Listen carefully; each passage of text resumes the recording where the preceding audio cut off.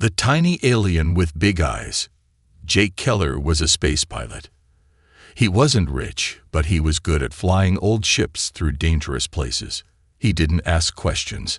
If the money was good, he took the job. That day, Jake landed his ship, the Silver Raven, on a quiet, empty planet called Mira 9. It had red sand, gray mountains, and nothing else. Just wind and silence.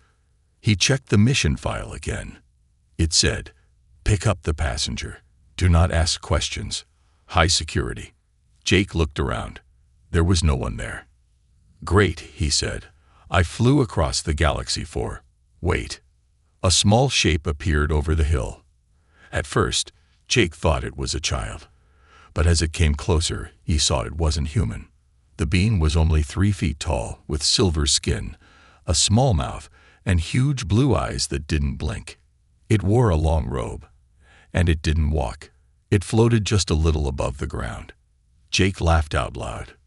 "This is the passenger," he said. "I was expecting a soldier, a robot, not a space elf." The alien didn't speak. She just stopped in front of the ship and looked at him. Her big glowing eyes stared into Jake's. He felt a strange coldness on his neck, like invisible fingers touching his skin. He shook it off and forced another laugh. "All right, tiny lady. Welcome aboard." Jake opened the ship's door. The alien floated inside without a word. She sat quietly in the passenger seat and stared forward. Jake looked at her again. No expression. No sound. "Weird," he muttered, and started the engines. The ship lifted off.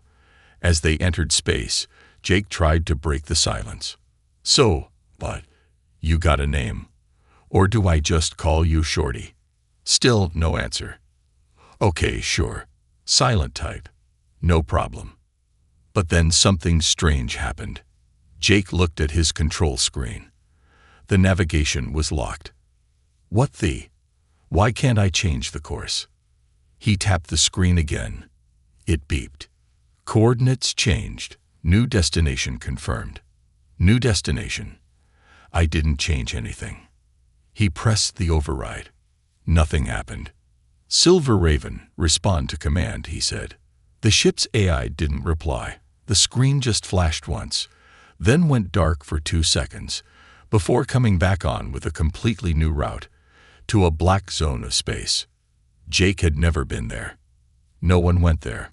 It was called the Shadow Belt, a place full of magnetic storms and lost ships.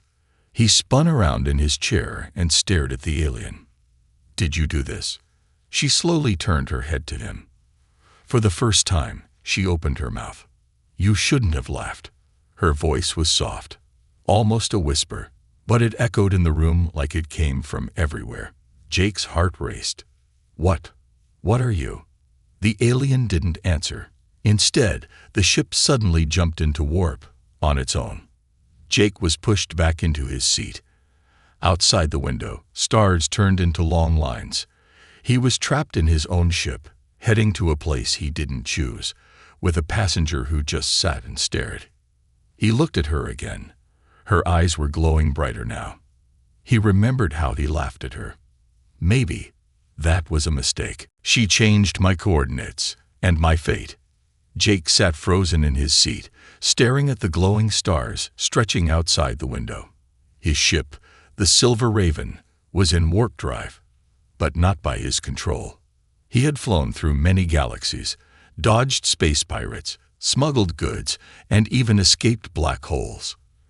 But never had he been hijacked by a 3-foot-tall alien girl with big blue eyes and no shoes. Jake leaned toward the control panel again. "Silver Raven, respond. Cancel warp. Cancel route." Nothing. The AI stayed silent.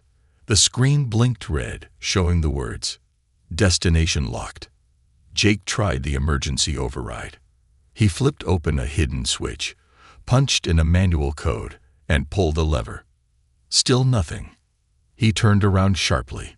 The alien, still sitting in the passenger seat, hadn't moved. Her small hands rested on her lap. Her eyes, glowing like two tiny suns, watched the stars. Her face showed no fear, no emotion, just calm. Jake felt a chill run through his arms. He spoke again, his voice sharper now. "Where are you taking my ship?" The alien finally looked at him. Her head moved slowly, like a floating feather. "You laughed," she said. "That was your first mistake." Jake frowned. "What does that even mean?" She didn't answer.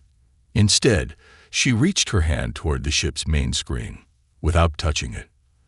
The screen reacted, flickering and changing symbols. Strange patterns appeared, language Jake didn't recognize. "What are you doing? That's not human code." The alien said one word: "Opening."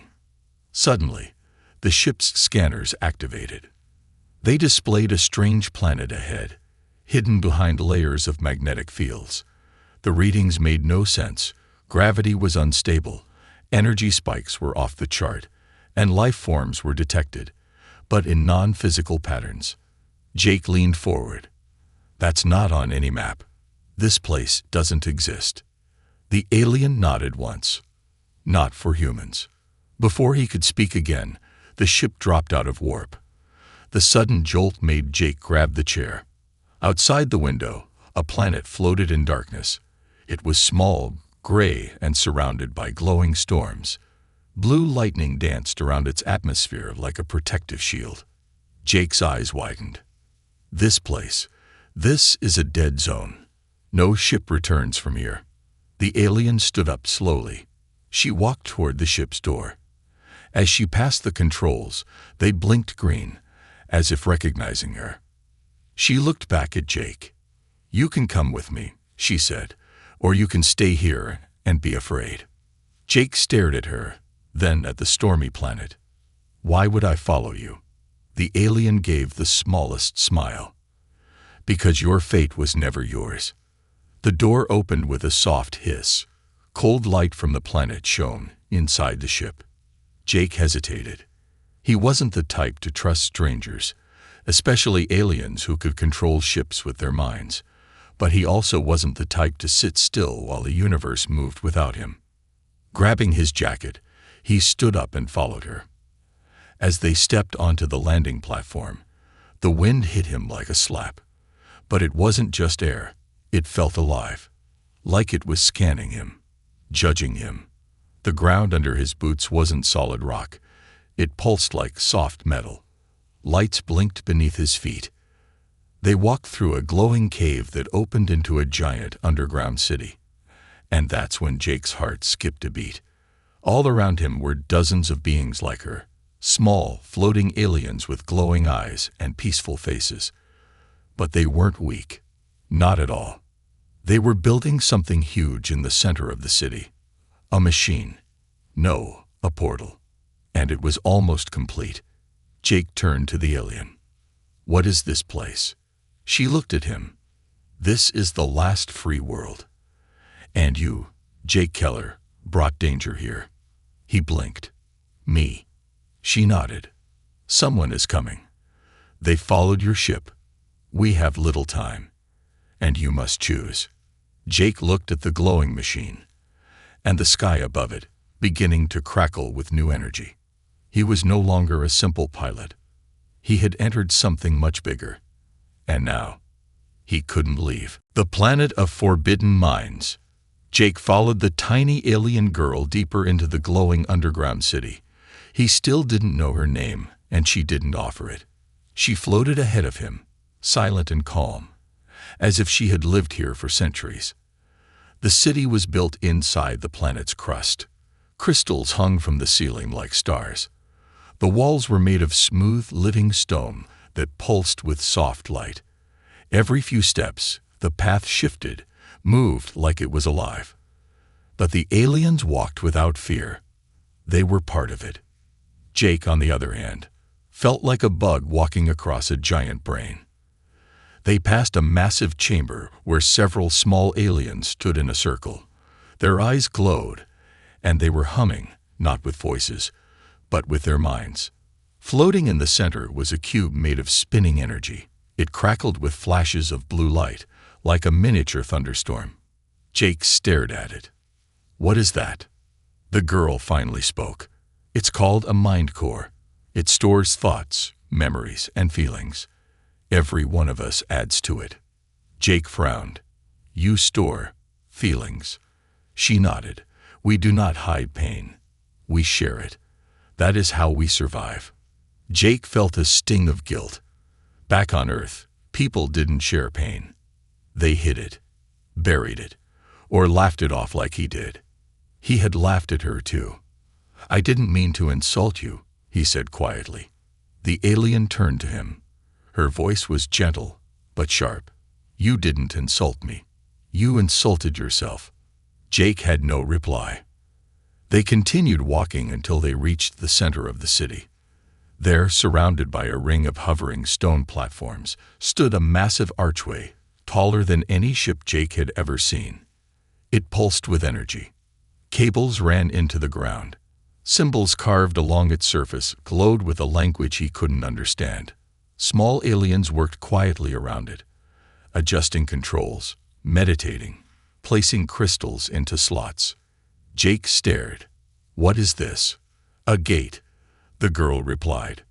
"It leads to the Heart Zone, a place beyond galaxies, a world untouched by war." Jake blinked. "You're building a way to escape." She didn't answer. Instead, an older alien floated toward them. He was even smaller, but his eyes glowed brighter than the rest. His robe had golden edges, and he carried no tools, only a staff made of twisted light. He spoke directly into Jake's mind. "You are the last key." Jake stepped back. "What does that mean?" The girl explained. "Only a human mind can open the gate. It was built long ago by a mix of species. Yours was one of them, but your kind forgot and destroyed the rest." Jake shook his head. "This is crazy. Why me?" The elder stepped closer. Jake suddenly felt warm and dizzy, like his thoughts were being touched. "You have seen war. You have caused it. But you also regret. That makes you different from those who followed." Jake's heart pounded. "Wait. Who followed me?"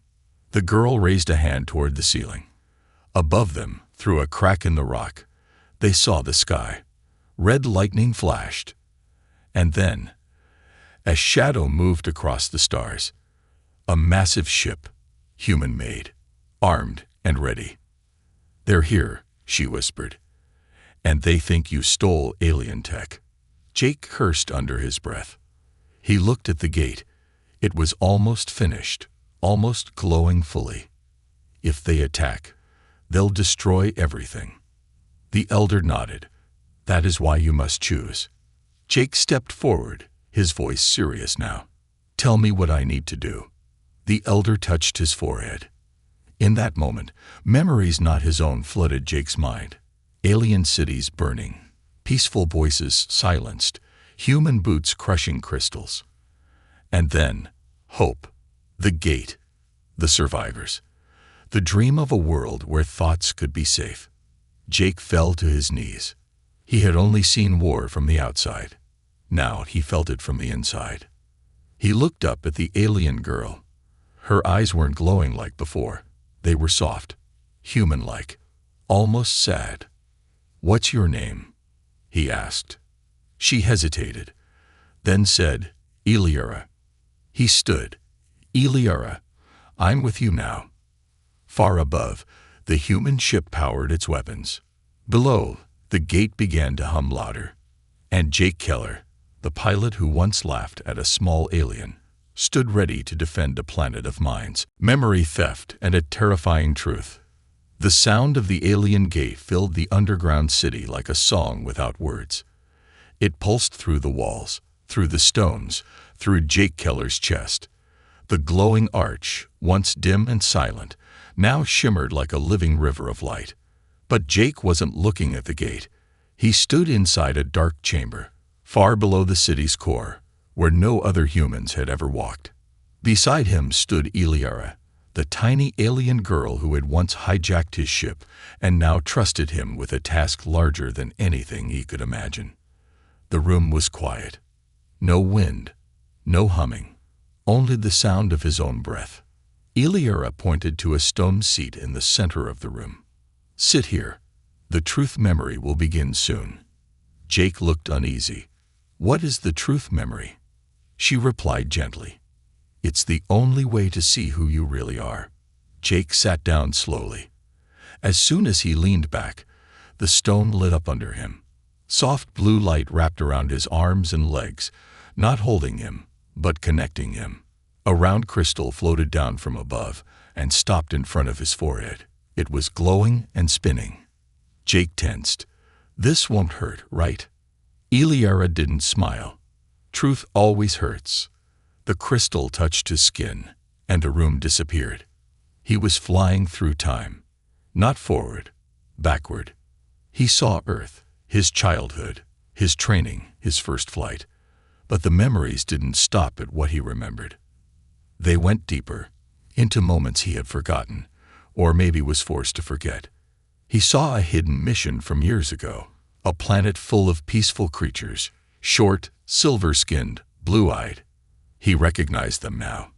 Eliara's people. In the memory, Jake wasn't alone. He was with a team, armed, serious, and under strict orders. Secure the site. Collect any tech. No survivors. Jake watched in horror as he saw himself aiming a weapon at a crystal structure, the same kind now used in the alien city's gate. The structure exploded. Screams echoed. Blue eyes filled with tears. Children hid behind walls of light. And those walls fell. In the memory, Jake hesitated.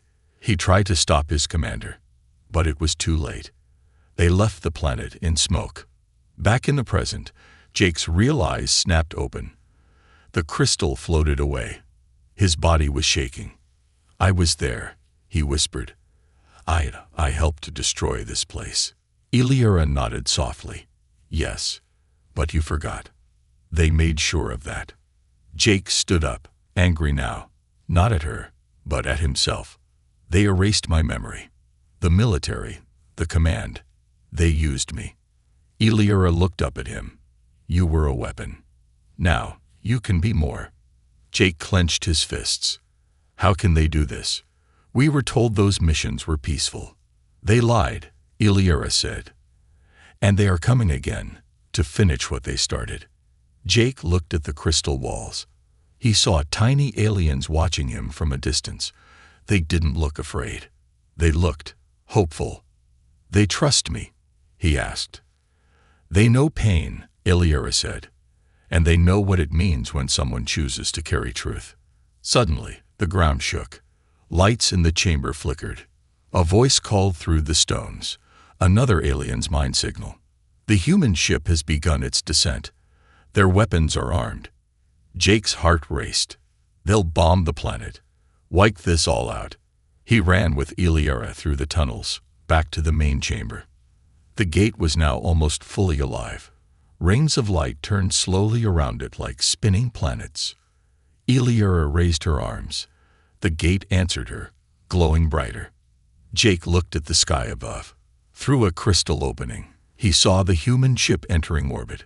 Then he heard a familiar voice through the Raven's emergency channel. It played in his earpiece.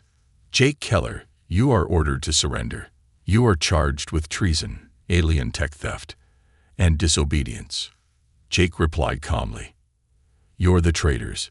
You lied to all of us. He turned to Eliara. Can the gate take us off-world? Far from their reach.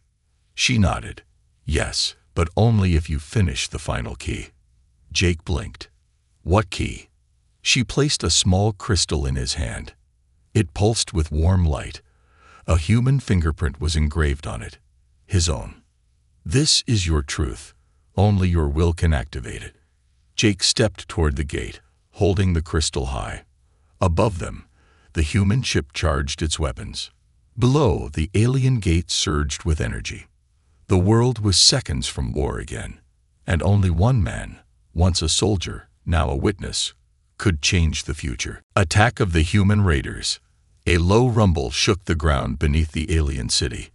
At first, it was like distant thunder, but then it grew louder, heavier, Closer. Jake looked up through the crystal dome above the gate chamber.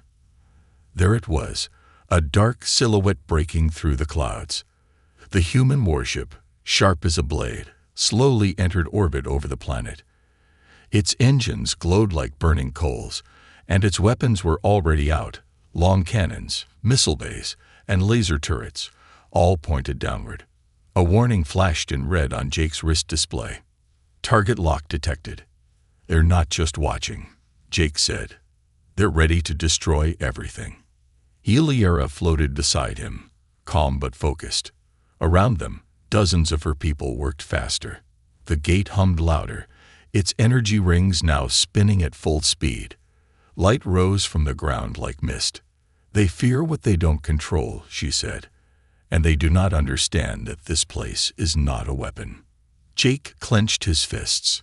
But they'll treat it like one anyway. A sudden voice crackled in Jake's ear, his old commander, General Voss. Jake Keller. Final warning.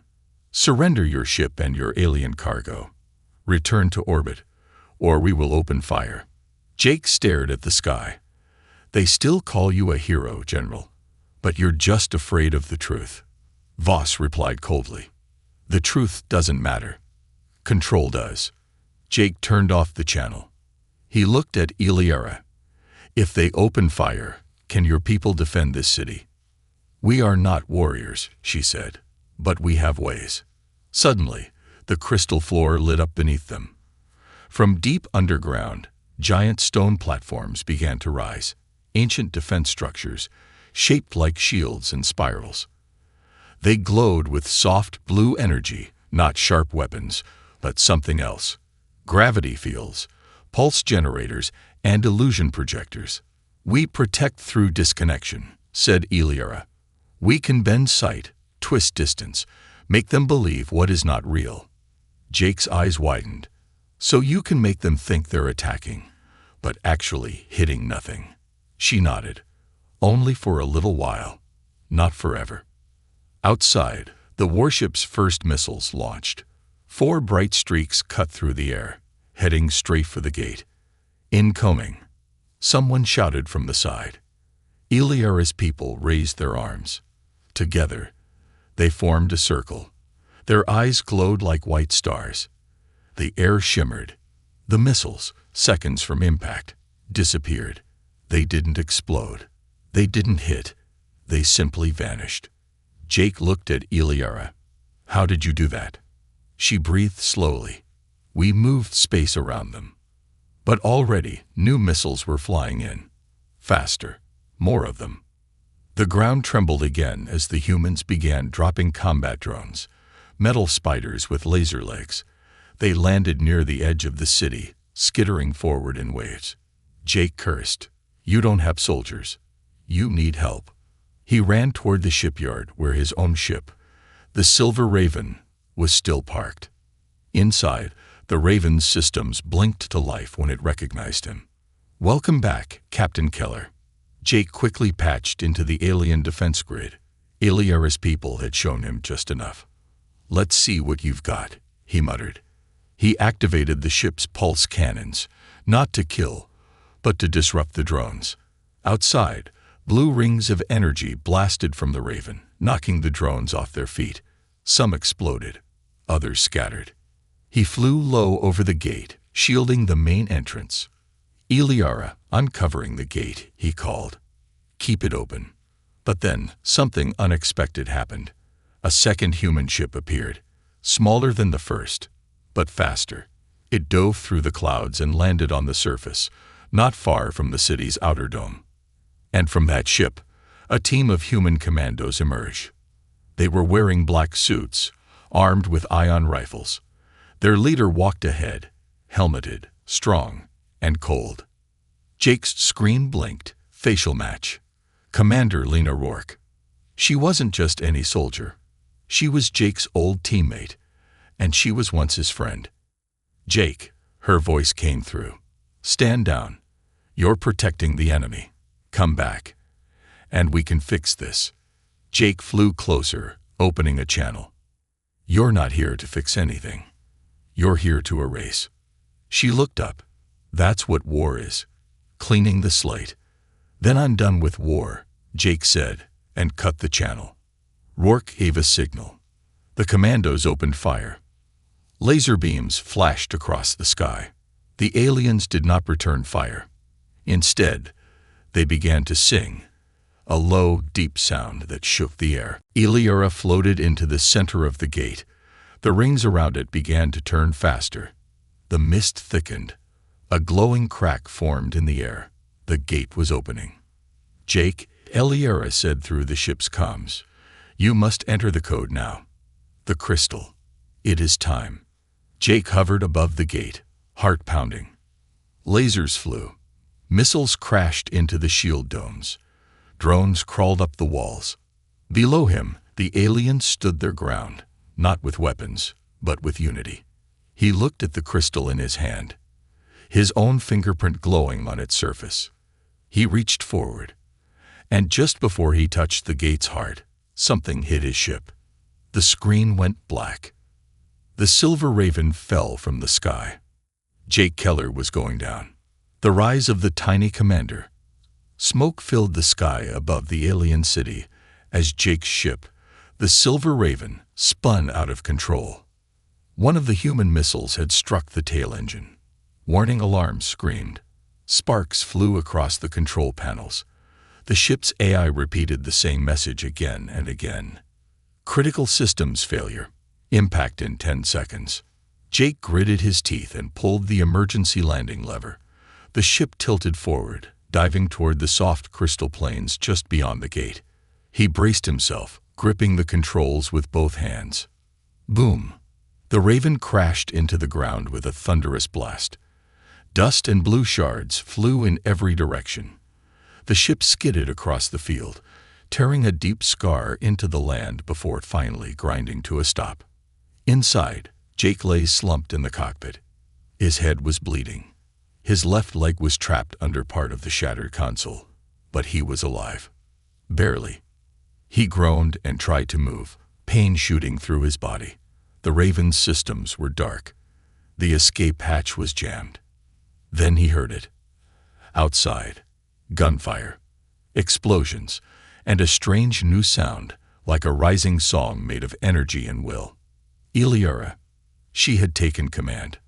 Back at the gate, Eliara stood alone before the arch. The crystal Jake had dropped during the crash now floated beside her. It had scanned his fingerprint already. The gate was almost ready.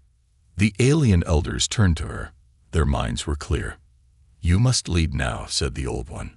"The human who brought you here can no longer finish this." Eliara looked at the sky. She could still feel Jake's thoughts, distant but alive.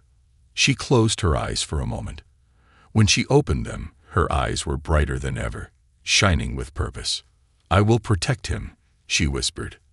"I will protect all of us." She floated into the air and rose above the gate platform. The aliens around her formed a wide circle. They began to chant, not with their mouths, but with their minds. Their voices blended into a powerful wave. The air shimmered, stones lifted from the ground. The archway of the gate burned with blue light. And then, Eliara spoke into every human mind on the battlefield. Her voice was soft but clear, gentle but unstoppable. "You see us as weak, as small. You think we should bow, but we do not bow. We connect. We create. We remember." The human soldiers froze. Even Commander Rourke, who had been leading the charge toward the gate, stopped. Her helmet flickered. Her rifle lowered an inch. "You call this war. We call it forgetting. But we do not forget. Not anymore." Behind her, the alien people rose together, forming shapes of glowing light. Their thoughts were becoming real, physical illusions powered by memory and truth. Giant figures formed in the sky, creatures made of memory, walking beside Eliara. They looked like protectors from ancient stories, winged beasts, armored guardians, and living stars. Rourke stepped back. "What is this?" Eliara didn't move. "We will not kill you, but we will not let you destroy us. Leave now, or face your own mind." Suddenly, every soldier began seeing visions, not from the aliens, but from their own pasts.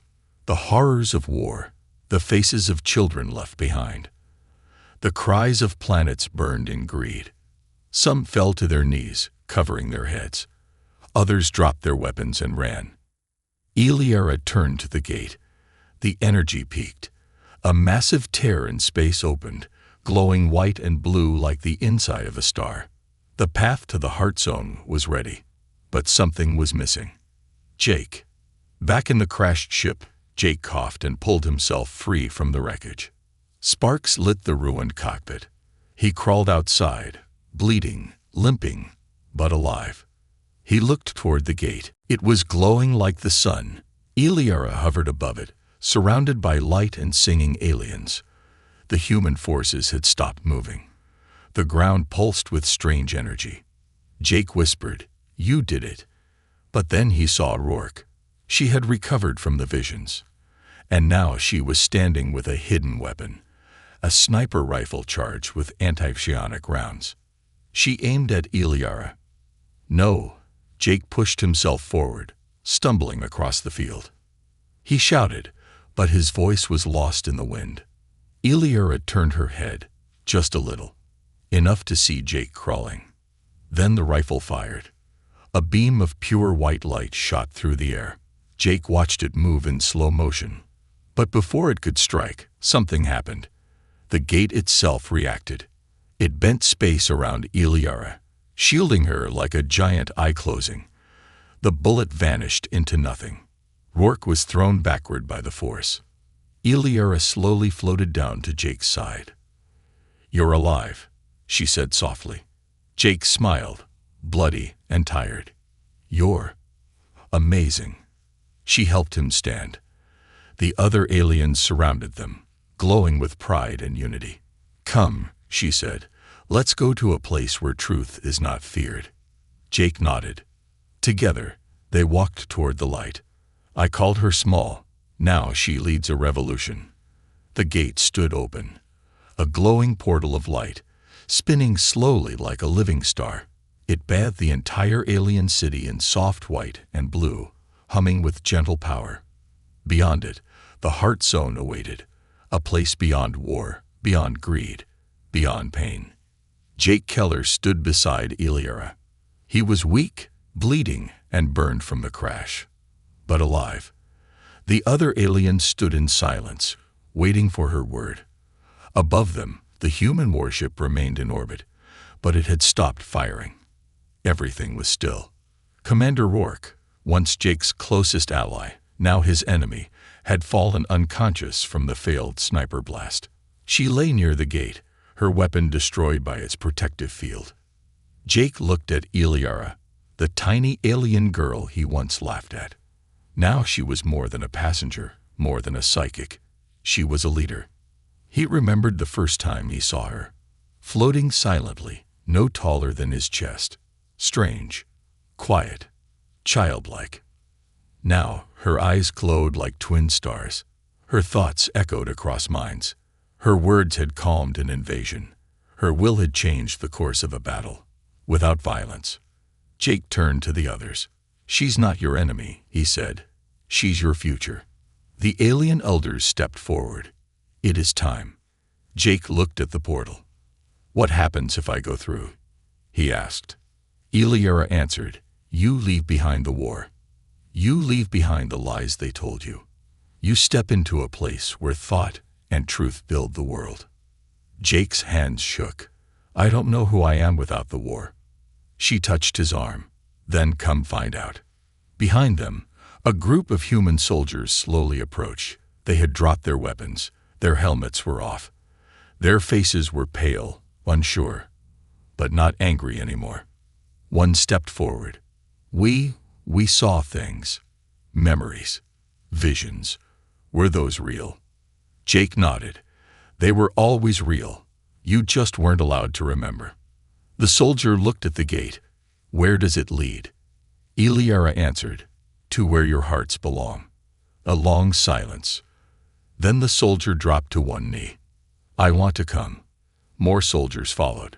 Jake turned to the ship's orbit signal. broadcasting a message to any human who would listen. This is Captain Jake Keller. I once fought for a flag that lied to me. I once flew for a system that erased my memory and used my hands to destroy peace. But today, I walk with those I once didn't understand.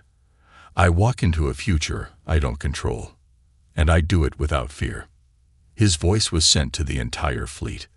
On board the warship, General Voss stood at the bridge, frozen. The crew waited for his command, but no order came. He watched the gate shine brighter. He watched his own soldiers choosing to walk away, and he knew he had lost. He turned from the screen. Shut it down. We're not fighting ghosts. The warship began to drift away, quietly, without another shot. Back on the surface, the gate pulsed. Iliara stepped forward and turned to her people. For too long we hid. For too long we waited, but now we are seen, and we will not disappear again. The aliens, all glowing softly now, knelt. Jake whispered, "You're not just a leader now. You're a symbol." Iliara looked at him, eyes gentle. "You once called me small." Jake smiled. "Yeah, and I've never been more wrong." They stood at the edge of the gate. Jake hesitated for a moment. Will Earth ever understand this? "Maybe not today," she said, "but today is only the beginning." They stepped through. 1 year later, a new star burned in the sky over Earth. Not a real star, but a signal beacon sent from the Heart Zone. It carried knowledge, language, music, history, memory, and one message, spoken by Iliara, translated into hundreds of languages. "We are the ones you forgot, the ones you feared. We are not here to rule. We are here to remind. Thought is not a weapon. Feeling is not weakness. Unity is not surrender." Across planets and space stations, people listened. Some laughed. Some wept. Some packed their bags and left to find the gate. Jake Keller now lived on a world made of crystal forests and floating mountains. He didn't fly warships anymore. He flew students. He taught memory. He wrote stories. And every evening, he watched Iliara stand at the edge of the star bridge, welcoming new visitors. No longer a mystery. No longer mocked. No longer small. She had changed everything. And all it took was being herself.